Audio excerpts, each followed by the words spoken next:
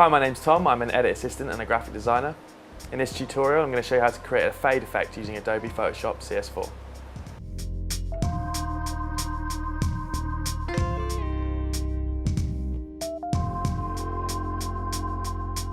Okay, this is the fade effect that I was talking about. It's a slight white blend from the bottom of the page up into the image. If we now revert back to the original image, you can see what I'm talking about there. So this is a very quick tutorial for you to master. Don't need that layer there.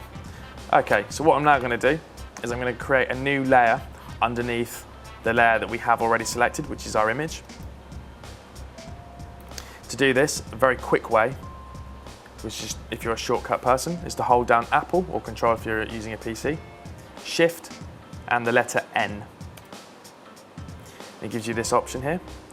So I find it quite useful to rename your layers. If you're using lots of layers within Photoshop, it can get a bit confusing about where stuff is. So I'm just going to call this layer here the fade.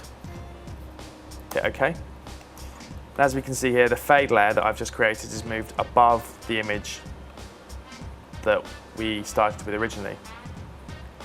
So what I'm going to do now is I'm going to drag this layer below my original layer.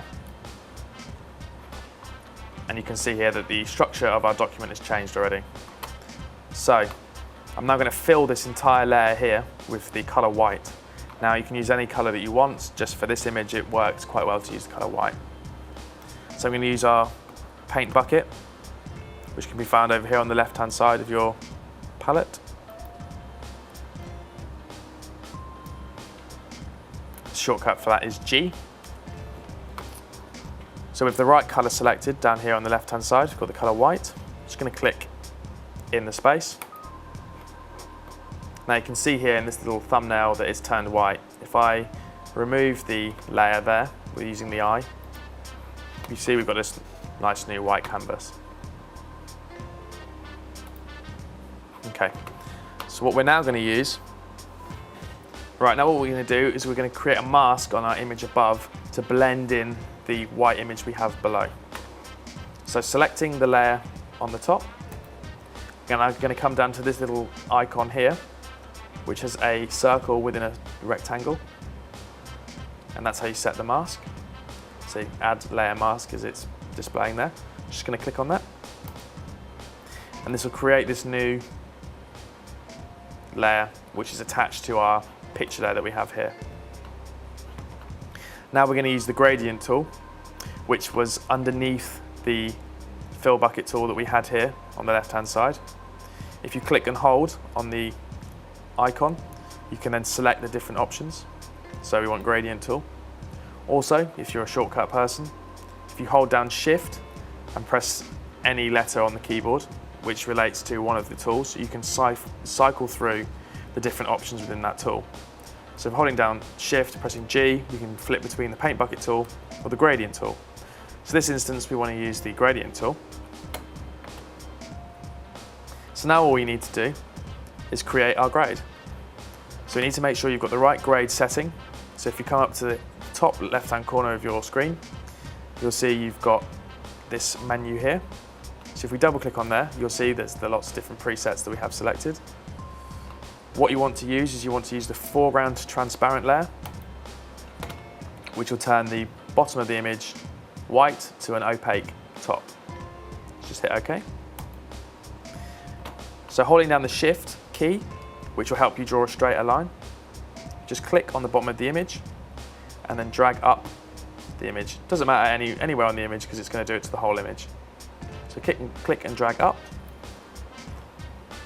As you can see there, we've created a fade from the bottom of the image all the way up into the image above.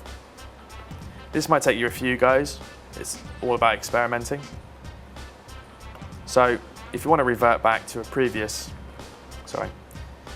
revert back to what you had before, if you press Apple or Control on your keyboard and then press Z, that's your undo button. Alternatively, you can go back and forth in your history here on the right hand side, and you can just do slightly different fades. So that one's maybe a little bit too small. Undo. Just do a slightly bigger one. That one might be slightly too big. Really depends on what the controlled effect is that you're looking for. So I'm going to go for a slightly smaller one. A bit too big again. Maybe a little bit more. Again, all up for your own interpretation. And then to create that, nice little holiday postcard effect, just going to add some text. If I could spell.